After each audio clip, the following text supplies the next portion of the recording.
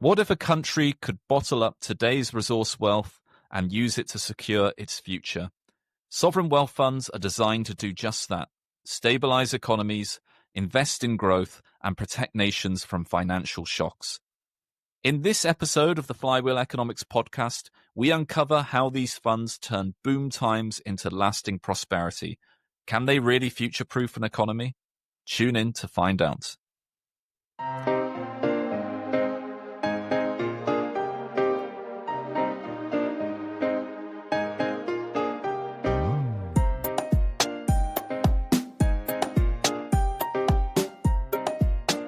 Welcome to the Flywheel Economics podcast. Flywheel Economics is a concept that proposes true, sustainable economic growth by viewing economies as ecosystems. I'm your host, Richard O. And I'm your co-host, Favor Ogbadu.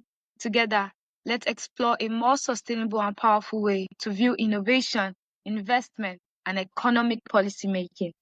In today's episode, Favor, we're looking at sovereign wealth funds. These are a particular area of interest for me, having been somewhat involved, at least from the supporting side, from the sidelines of watching Nigeria put its own sovereign investment authority in place and seeing how that transition went through. One of the great perks of being part of the UK government out in Nigeria around the time when it was being set up was getting to provide some technical assistance support to help them get going. So it's a topic close to my heart. Have you heard of sovereign wealth funds before, Favor? What's your knowledge on them? Yes, I have. And I, just like you, I find the topic quite fascinating because when I think of investment, I think of it in terms of, oh, you're young, start investing now. Don't wait till you're 50 or something. But who knew that not just individuals have to invest, nations too. So sovereign wealth fund is quite fascinating that while we daily contend with our own investment strategies, countries do as well. Yes, and exactly that, Favor. It's interesting that you talk about individuals investing, Favor, because actually at the national level, it's pretty similar. So much so, if you think individuals often invest for their future, they often invest for pensions, for when they retire or whatever. At the national level, it's no different. So the Norway's, which has the largest sovereign wealth fund in the world, it's actually called the Government Pension Fund of Norway. So very much a bit like an individual might have. Now that's interesting because it's got $1.8 trillion worth of assets there, which is truly astounding. Guess what the population of Norway is, Favor? I'm just going to guess double digits, so like 20 million, 25. Smaller. No, it's if you think Nigeria, what is over 200 million? Yes. Yeah, so Norway's population is 5.52 million, which makes it roughly the size of, if we're looking at Nigerian states, let's say maybe Katsina, maybe Akwa Ibom states just by itself. And it's got $1.8 trillion in assets from its sovereign wealth fund. Now, to put that in context, Favor, that's about the same size. What's that? The same size as? I don't know. It's a pretty substantial economy in itself, right? For that one, I can try and look up what it would be. But if we looked at 2014, for instance, for natural resource savings from sovereign wealth funds around the world, the total of that was $4 trillion in assets. And back then, $4 trillion in 2014 was bigger than Germany's economy. And that was just sovereign wealth funds assets that were being held as a result from natural resources. So globally, it's a big thing. And Norway, with 1.8 trillion at the moment, as the largest, it's a pretty significant player in all of that. So, yeah, does that make you look at sovereign wealth funds on a new level? Yeah, totally. And I think it's inspiring because if you go to the Sovereign Wealth Fund websites of the Norwegian government, they put it there that they're securing the future. They have like this fascinating story of how they found oil and how they decided to invest. And it's like, wow, this is the greatest this is the most inspiring story.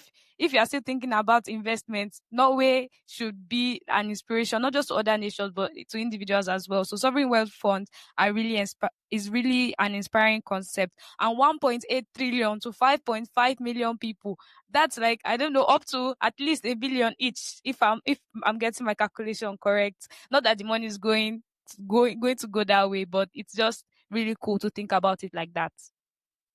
No, it's not. It's not quite that level favor, but it does mean there's several $100,000 per person in the in the wealth fund. So the wealth there is huge, and there is something common with countries that set up sovereign wealth fund, because usually you start with some natural resource dividend. Maybe you hit oil, you strike oil in a big way. You strike some natural resources, gold or other minerals, and you realize that there is a tendency for boom and bust.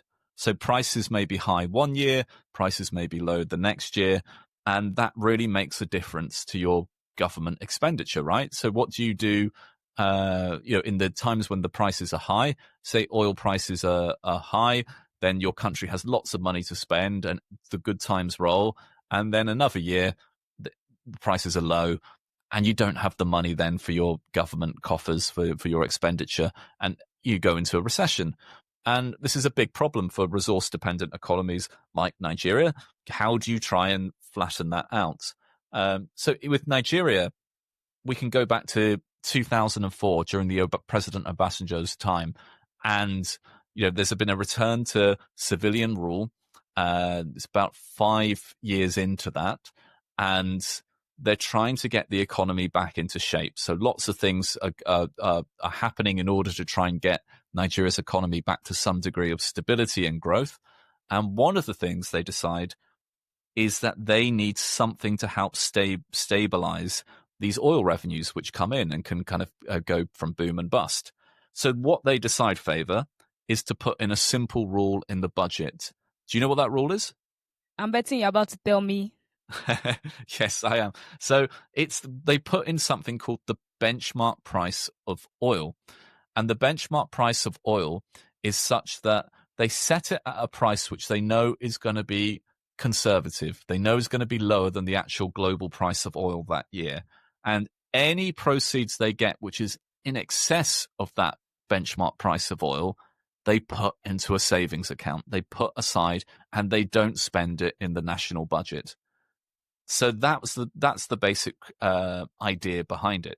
So it could be that in a really good year, the price of oil is $100 per barrel. Now, rather than putting your budget around $100 per barrel, instead you decide to put your budget at $70 per barrel. And you use that $70 per barrel assumption to calculate the revenues you expect for the year. And then as the revenues then turn out to be, as the price of oil turns out to be $100 per barrel, you put that through your budget at $100 per barrel, and you put the savings between the 70 and the 100 to one side in a separate account, and you don't touch that. And then the idea being, in the year when suddenly oil is much lower, maybe it's coming in at, say, $30 per barrel, you can draw on some of those savings from the good times in order to smooth out your expenditure.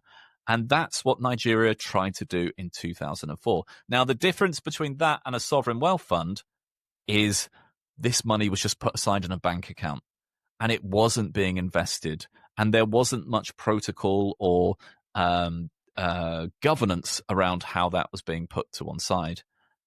So you can imagine what may have happened since 2004, Favor. Yes, exactly. I think once again, I just want to bring it back to the individual. People, there's this term that they say nobody gets rich by saving. And so the same way, if we had this amount of money being kept aside since 2004, it's nowhere near where it ought to be. And just to take us a bit away from Nigeria, just thinking through Nauru, the country that found, I think, phosphates a couple of years ago, and they had this really big boom. And we know currently they are going through a bust. How about if they had set up a sovereign wealth fund? I'm pretty sure that the story would have been different. Well, that's a really good point on Nauru. If they had a sovereign wealth fund, things could have been very different, as you rightly say, and that's a interesting case study for us to look at into the future. But also, Favour, think you like looking at things from the individual perspective, and I think there's an interesting parallel there too. So, if you imagine that you're putting some money aside each month during the good times, and you're trying to save it for when things may not be coming in so smoothly. Imagine if you just put it into another current account where it's easy for you to tap into, and something comes up during the month and you think, I wouldn't mind spending some money on that. And you see the money sitting there. If it's really easy for you to tap into, unless you have really good self-control, chances are you may draw down on that money and use that money for whatever it is that's popped up during that month. And then by the time you get to the end of the year, you realize that all the money you put aside for savings has been depleted. Maybe if you've got a bit of a lack of willpower. Now, alternatively, as an individual, sometimes you can put savings in areas where it's a bit harder to tap into. Maybe you have to give notice before they'll release the money. Maybe it's locked away in some investment somewhere. It takes a bit longer before it can be realized. And just having a bit of that grit in the system to make it less easy for you to tap into can mean you're more likely to keep it in the savings or in the investments than you would otherwise. Does that ring true for you, Favour? I know it certainly does for me. I wish I could say I don't know what you're talking about, but I really do.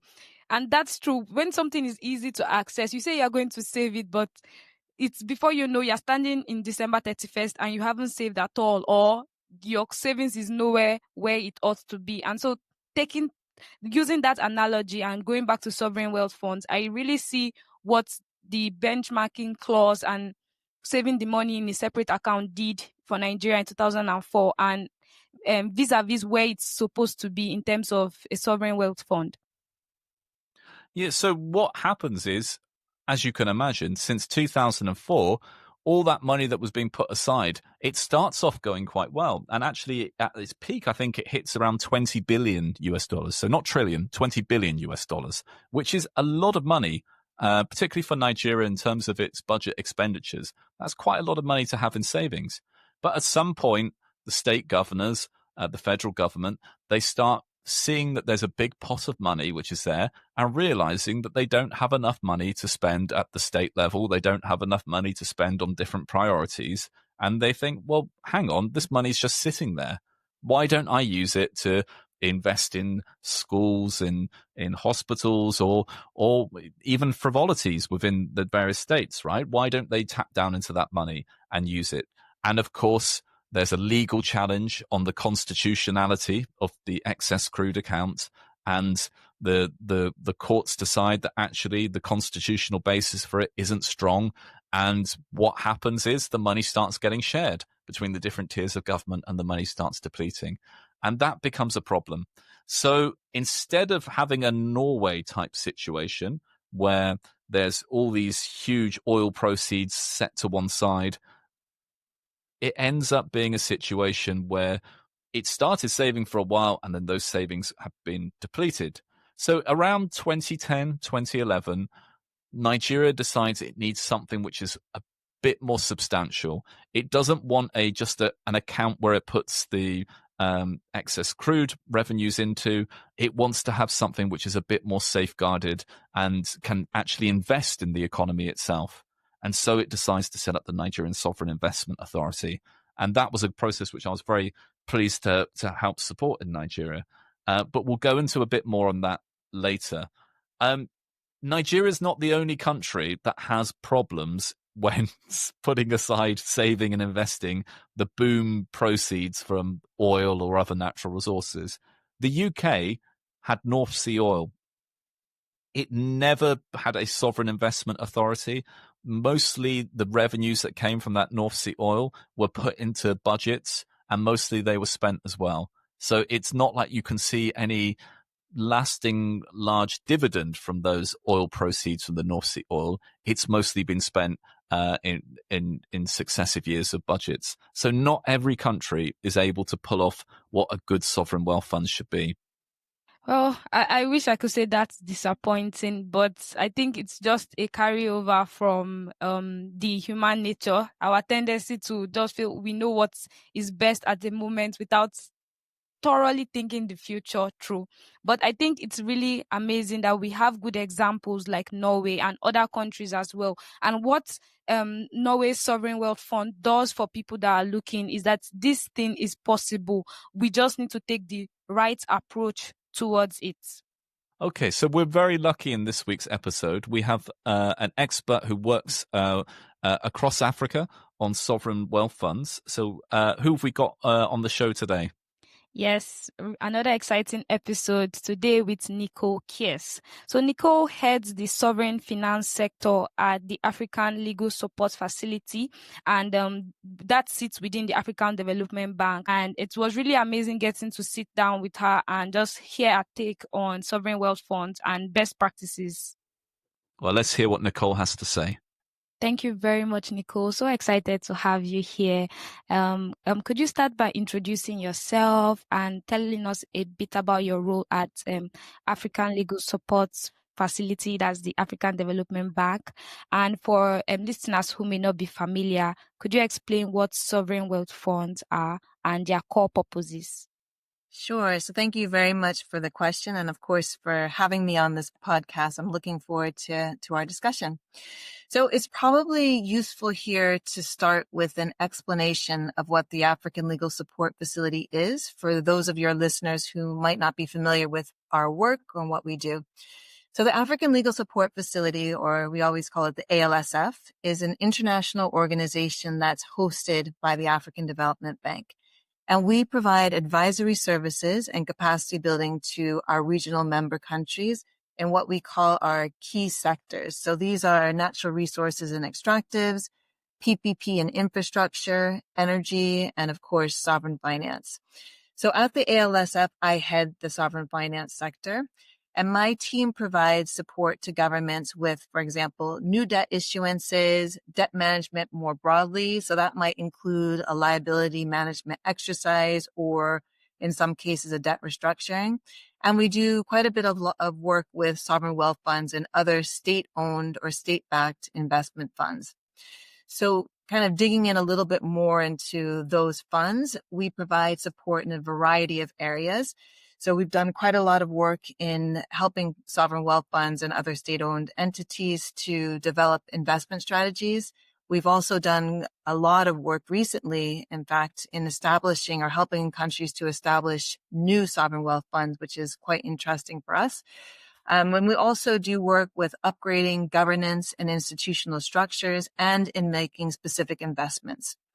So you asked for a definition. I would say that a sovereign wealth fund can be described as a government or state-owned investment fund that pools money to invest for the financial benefit of the country. And there are a variety of types, if you will, of sovereign wealth funds. So somebody actually recently said that sovereign wealth funds are like flavors of ice cream because there are so many variations on the concepts. So some types of sovereign wealth funds that we might see are stabilization or rainy day funds. And these are structured to protect a country's economy from shocks, such as commodity price fluctuations, by accumulating reserves that can then be deployed during a downturn. You might also see or hear about a savings or future generation fund that preserves wealth for future generations, as the definition or the title rather implies. Often this is done by investing revenues from finite resources such as oil or minerals into diversified portfolios that ensure long-term financial security and intergenerational equity.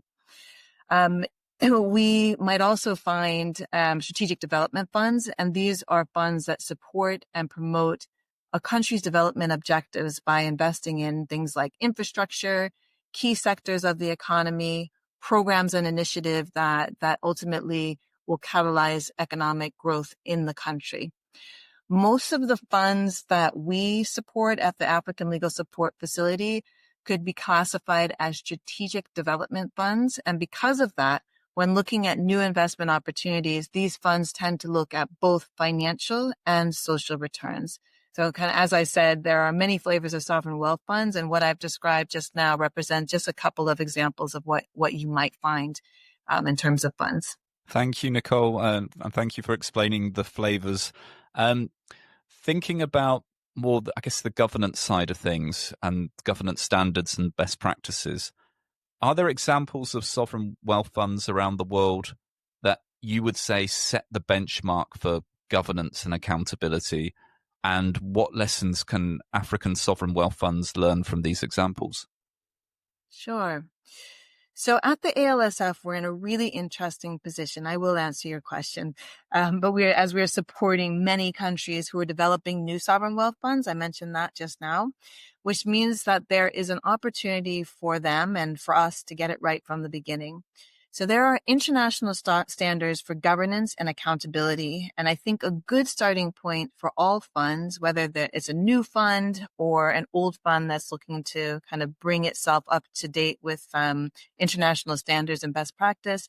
So a good starting point from my perspective are the Santiago principles, which are developed by the IFSWF, so the International Forum of Sovereign Wealth Funds. The Santiago principles are a set of 24 voluntary guidelines. They're called Generally Accepted Principles and Practices, short as GAPP, that promote considerations that ultimately improve the effectiveness of sovereign wealth funds, such as transparency, accountability, and robust investment practices.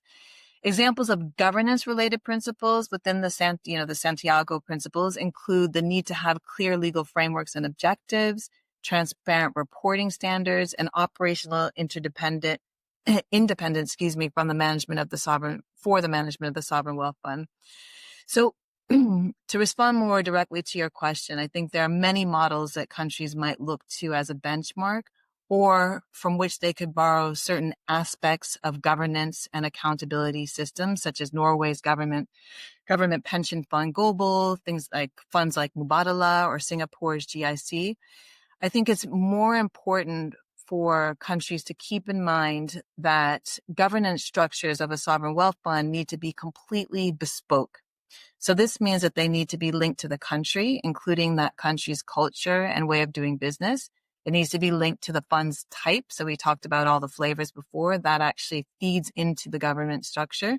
And then we also need to focus on the strategic objectives of that funds. So I think the key takeaway here is that African sovereign wealth funds should never cut and paste from successful global funds. Rather, they should ensure that their fund's governance structure is based on their specific context. Can I ask you just a bit more on the culture side of things? Because that's quite an interesting insight really to have, to vary the sort of governance standards.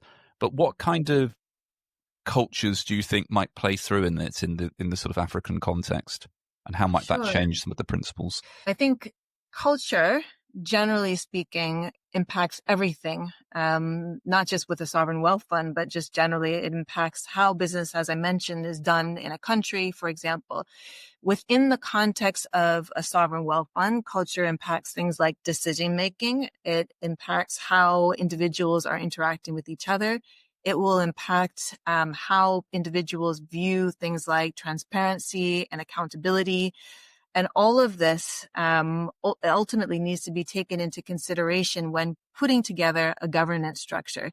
So if you take an example of a country in which trust is a very large component, a large part of the culture, where things like relationship building, taking your time, longer term engagement, and collective decision making are important, it would be very difficult to overlay a structure that requires, for example, centralized decision making without having taken into consideration that stakeholder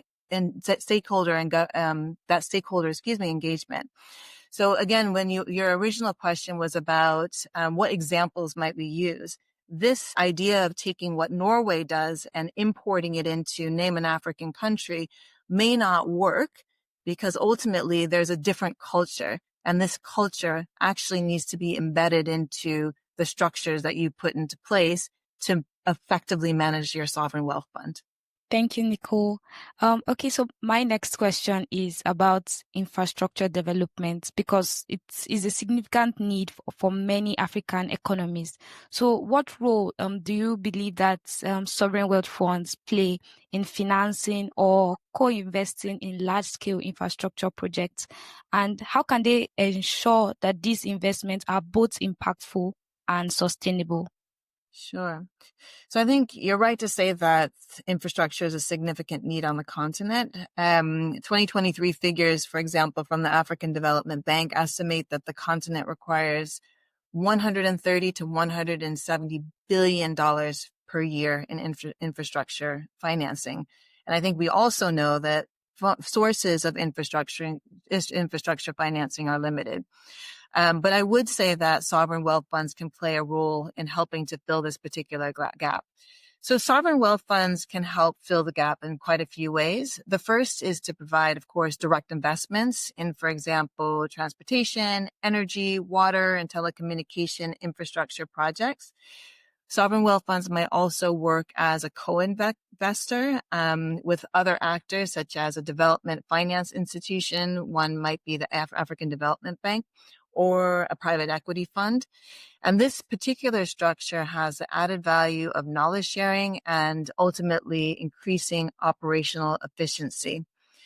Funds can also act as the anchor investor to catalyze private investments by de-risking projects and making them more attractive to other investors. So in addition to all of that, I would say that with the right know-how as fund managers, sovereign wealth funds can support innovation and capacity building that improves development outcomes. In terms of ensuring impact, I think that's a very important point and question. I think it's first really important for countries to ensure that the investments that they're making or the funds investments are ultimately aligned with the country's national development plans and goals. In addition, it's important for the funds to assess the potential social and economic benefits of infrastructure projects being considered, making use of existing project pipelines. In terms of sustainability, sovereign wealth funds should be putting into place ESG or environmental, social, and governance standards that guide their investment decisions. And this is something that we're actually working on quite a bit with some of the funds we support, as this particular aspect has been increasingly important over time. Sovereign wealth funds also need to make sure they're looking at climate risk, as well as assessing and confirming that infrastructure is resilient to climate change impacts, such as floods and droughts, which is something we've seen this year being a problem for several countries in Africa. I'd also say that looking to, and to the extent possible, integrating global norms such as the UN Sustainable Development Goals can also help to achieve impact and achieve sustainability. Thank you, Nicole. So thinking about where these sovereign wealth funds invest, there's a bit of a trade-off between, should they be investing abroad in order to, diversify risk and get high returns, or should they just be investing in their local economy? What's your thinking on that? What's the mix between investing overseas or investing in the local economy? Yeah, it's an interesting question. I think, unfortunately, the short answer is that it depends. But in answering this question, we really need to be, again, thinking about the type of fund that we're looking at. So you remember all the flavors we talked about. That's a key ingredient to this determination. So we're looking at the type of fund. We're also looking at the fund's mandate. We're looking at the fund's risk appetite and their optimal return objectives, and of course, their strategy. So just by way of example, if you're looking at a fund that has a stabilization mandate, they will likely invest internationally in order to diversify their asset pool to increase resilience to any shocks, whether those shocks are international or domestic. But on the other hand, if we're talking about something like a strategic development fund, here it'll be important to both generate financial returns and to support national development goals. So this might mean that this particular type of fund needs to prioritize local investments to catalyze economic growth, to create jobs, to address any infrastructure gaps, and to build resiliency to climate-related shocks. So depending on the factors that I've just mentioned, the funds might not even be mandated to balance local and international investments. So what I mean by that is we might have a fund that's mandated only to invest locally, or we might have a different fund who's only mandated to invest internationally. What to remember here, I think, is that the balance between local and international really just depends on the sovereign wealth fund's mandate, the unique needs of that fund, and the objectives of the particular country in which that fund sits.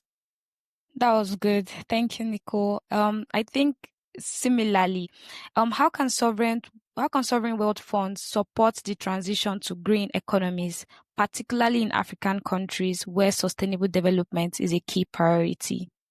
Okay, thank you for the question. I think this question in many ways is similar to the question you had about how sovereign wealth funds can support infrastructure development.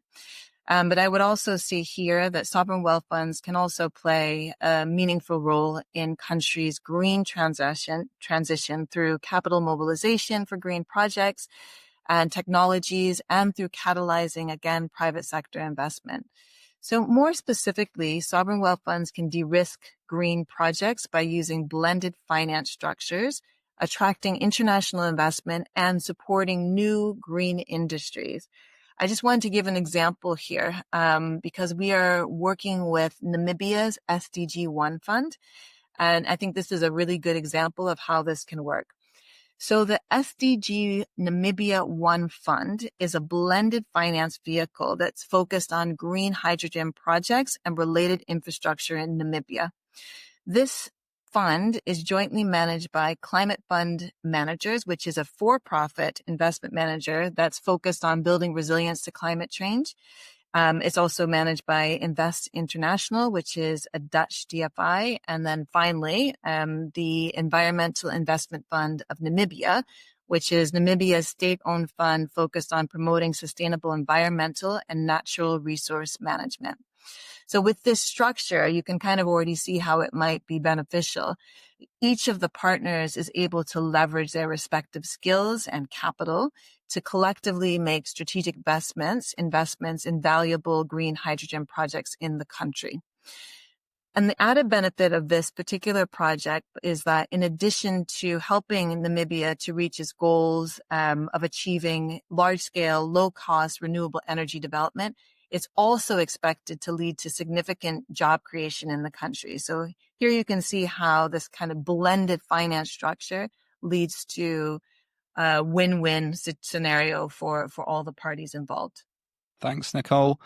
Thinking about the future of sovereign wealth funds in Africa, looking ahead, what do you see as the future for sovereign wealth funds in Africa, and how can they evolve to be better? How can they evolve to better serve the needs of both current and future future generations? The short answer here is that generally the future, from my perspective, looks really good for African sovereign wealth funds. As I mentioned earlier, there's quite a bit of focus on getting it right, which I think is very promising.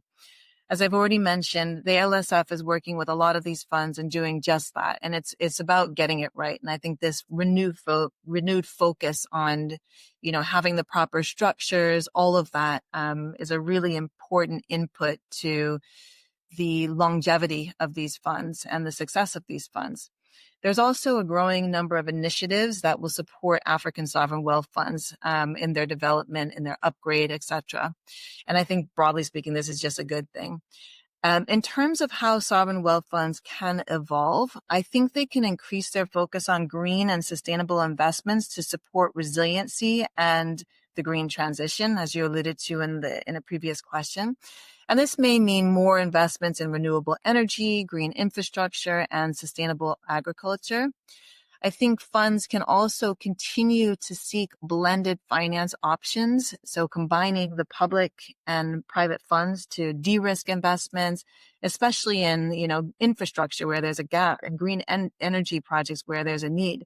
And these are often capital intensive and long term. So this type of structure might make it move faster and ultimately end up with better results.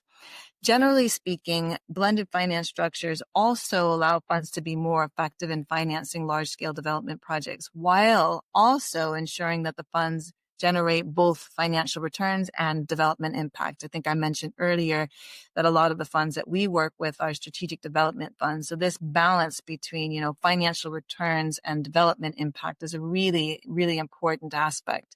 And the last point, which I won't spend too much time on because we already spoke about it, but I think there's a need to continue on the governance side. Again, making sure that those structures are in place and looking to the Santiago principles, borrowing where appropriate from other, successful jurisdictions.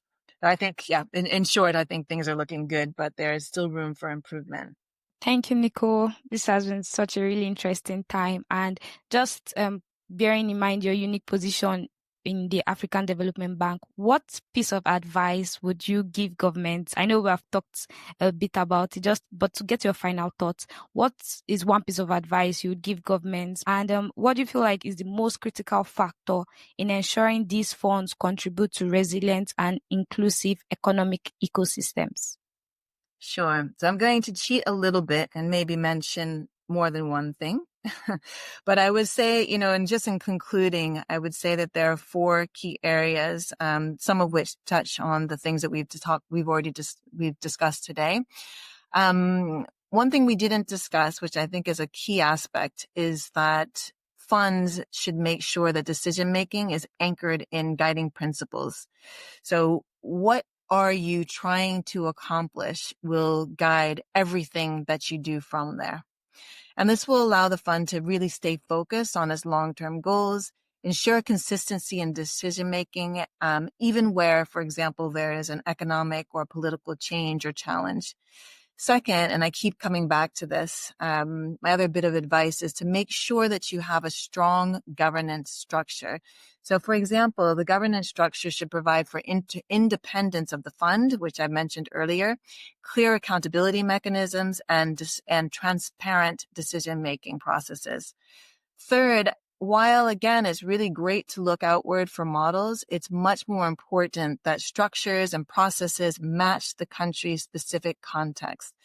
And finally, for those countries who are considering making a new or establishing a new fund, please make sure that it's the right time and that you're ready to have that fund. I really like the mantra going slow to go fast. And to me, this really means being deliberate and not rushing the process so that the outcome is the most beneficial it can be for the country. So I think I'll end there, but yeah, those are my key takeaways from, how to build resilient and inclusive economic ecosystems using sovereign wealth funds.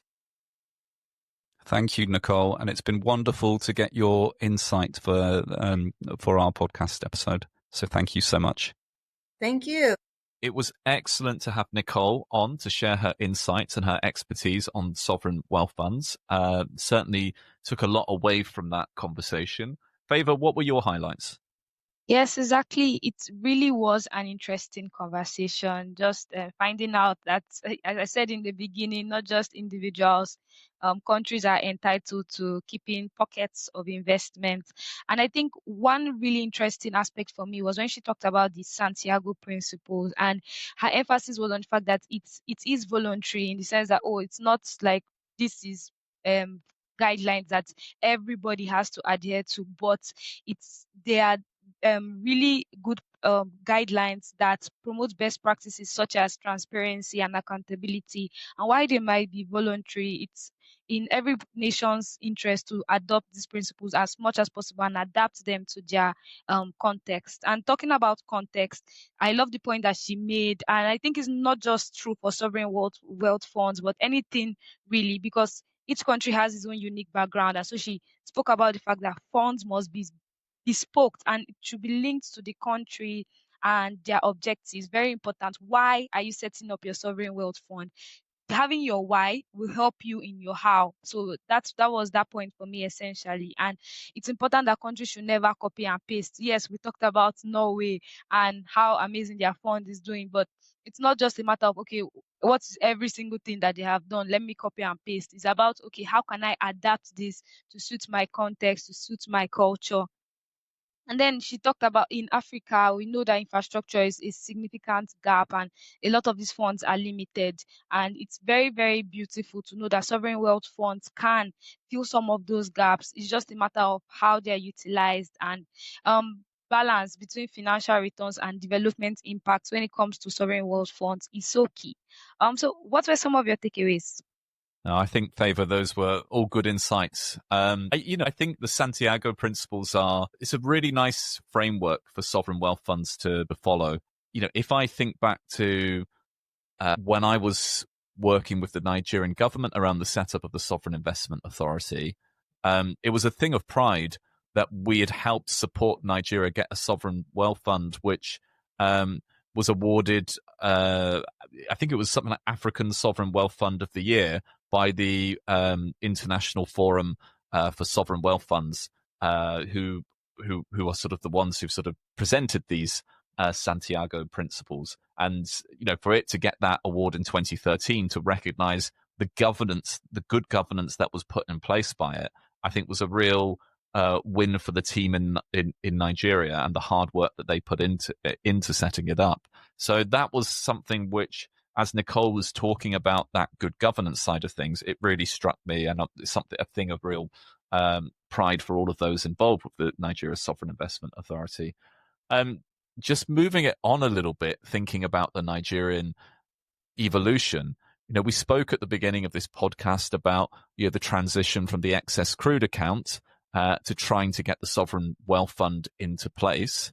So Nigeria does get its sovereign wealth fund into place. In 2013, it's deemed so good that it wins the Africa Sovereign Wealth Fund of the Year award by the international body, which is the Forum of Sovereign Wealth Funds around the world, because of these Santiago principles. But it never really gets the money which the excess crude account was able to get. So I think at the moment, it's from looking into it, it seems to have about $2.4 billion worth of assets. Contrast that with the $20 billion that the excess crude account had at one stage. Or, contrast that further with the Norwegian sovereign wealth fund, which had, 1.8 trillion US dollars. It's good, and it's great to have this well-governed mechanism, but wouldn't it be even better if so much more of the oil savings were put into that vehicle and were able to be managed and invested in that good way? Because we spoke earlier, Favor, about and Nicole spoke quite a bit about how you tailor a fund to the environment you're in. And that's exactly what the team in Nigeria did with their fund, right? It has 3 windows in which it operates. It has a stabilization fund, which is all about making sure you have money to draw down on a rainy day. When the oil proceeds don't come in as planned, you can draw down on that stabilization fund, and you can smooth out your government spending from the good years to the bad years and make sure that there's some sort of balance between those years. It also has a future generations fund, which is all about investing money for the future. So these are about the generations yet to come. Right, so that means they can take that money and they can invest it in foreign assets. They manage it like fund managers, and they try and get a high return on that money. So that's the second fund that they have. And then the third fund, and this goes back, Favor, to that conversation which we had with Nicole, where she talks about the development impact versus the financial return of it. Well, it then has a Nigerian infrastructure investment facility, which is able to back infrastructure projects like the Second Niger Bridge, various other infrastructure projects that the Sovereign Wealth Fund has been involved in. And it's able to invest in that infrastructure for Nigeria as well, irrespective of the financial return, although it is expected to have a financial return. Now, one of the key benefits that we saw from the Nigerian Sovereign Investment Authority getting involved in infrastructure projects in Nigeria, particularly government-led infrastructure projects, was that they tended to push for a higher standard because there was a need for some sort of financial return from these projects. they needed the costs to be reasonable. They needed costs to be in line. So if a contract looked particularly inflated, perhaps if the proper due diligence isn't done in a typical situation, maybe that contract's able to sneak through. For a investment project that the Sovereign Investment Authority is involved in, that means that the returns from the project and the economic returns from that project aren't going to stack up if that contract is inflated. So they have to really pare back the cost of that infrastructure project to the bone so that they can get it to a decent economic return for their fund. And we saw that happen in action, right? There were a whole host of examples of projects where, with the Sovereign Investment Authority's intervention, they brought in this degree of rigor that cut the cost of big infrastructure projects for the country.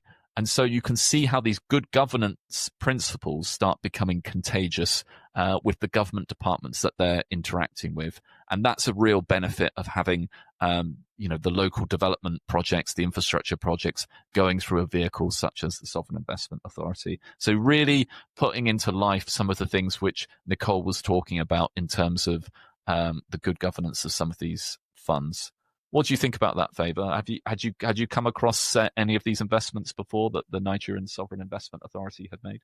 No, I can't say that I have, but just hearing you share your insights on it is really eye-opening. And just to emphasize your point about how the good practices from sovereign wealth funds would be able to influence other aspects of government activity. And I think that is so key, so crucial, because it doesn't have to be because we are trying to invest in our future or we're trying to have a stability fund that we should give our all. Even the revenue, the expenditure, the annual budget should also have these rigorous practices, these rigorous guidelines that basically guide them to ensure that every year we are ensuring that whatever we are putting in, we are giving our best and we are going to receive our best back. Eventually, by carrying out this, by even implementing this in yearly budgets, I feel like that way there'll even be more to invest in the sovereign wealth fund. So yeah, that is my hope anyways, that good practices will continue to spill to other aspects of government. Yeah, and I think there's something very much about intergenerational equity within all of this. And what do I mean by that? I mean the fairness between the different generations in Nigeria, right? Because oil's on its way out. It may not happen immediately, but we know the direction of travel that the world is going in. We know that electric cars are becoming more widespread. We know that there's a life expectancy for oil, it's going to come to an end soon. And in the Middle East, in the Gulf, what you see is countries investing incredible amounts of money in trying to put a future which doesn't hinge on selling oil forever, and investing in huge ways in their economies to diversify and the rest. And I think there is something which is, when the oil's gone, whether it's been extracted or whether it's just not relevant to the global economy as much anymore, what is left for the generations that didn't stand to benefit from the money that was there? And that's a real question of fairness within countries like Nigeria, right? So if the Sovereign Investment Authority has $2 billion US, and, to be honest, it's a good start, but it's a fraction of what it should be. Where's the rest of the money gone? If you think, you're a young person, you're certainly not an old person living in Nigeria.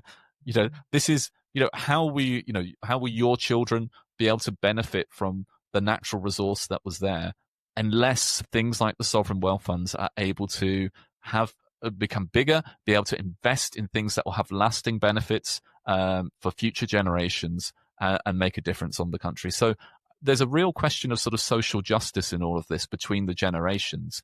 And at $2 billion US, you can say, well, really, how fair has that been for the future generations? I don't know. What's your perspective, Favour? This is kind of your money, right? This is the money for your generation and your children's generation. At what stage would you be happy in terms of that there was a degree of fairness between how this oil proceeds have been managed? I think the question you ask is so chilling. When the oil is gone, where will Nigeria be? And it's like, for so long, for somebody like me, upon my existence, oil has always been part of our identity, like a major part of what it means to be a Nigerian. We have oil, so it's like, okay, what is going to happen to us when it's no longer there? I remember couple of months ago, my dad shared a photo with me. The price of bread now in Nigeria was the price that a car went for some, like, when he was younger. And so I know, of course, it's worldwide. Currency has shifted and everything, but it's really startling to look at those prices and be like, okay, where have we gone wrong? Where have we missed it? And it's not too late. That is the amazing thing. The fact that it's not too late. Oil is still relevant for now, but I think there has to be an urgency, not to rush, not in a panicked way, but an urgency in the way that these funds are handled. I think it's a human thing to just think of the now, but maybe because they won't be here. No offense to the older people, maybe because they won't be here tomorrow, but they should please think of the now, and in carrying out their actions to carry it in an urgent manner. You asked where how satisfied I will be with where our sovereign wealth fund is. Norway's sovereign wealth fund is 1.8 trillion to a population of, I think, was it 2 million or so. So that's 5.5 million. Yes, so a couple of thousands of dollars can go to each person. I will be satisfied when that is same for my country with over 200 million people. Yeah. Favor, I mean, that's a good aspiration. I mean, I think the reality for Nigeria is, even though it has immense oil wealth, because it's also got quite a large population size, it's never going to quite be that Norway dynamic. But is 2 billion shared between, 2 billion US dollars in assets shared between 200 million people?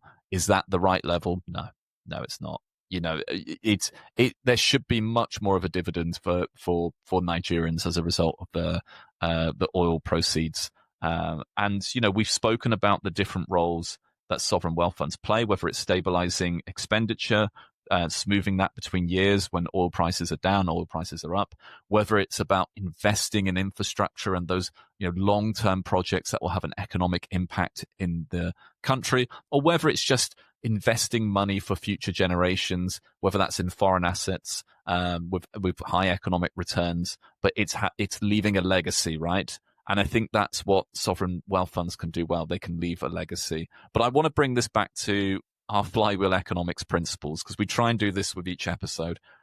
Where does a sovereign wealth fund fit into the flywheel economics approach of looking at economies as ecosystems?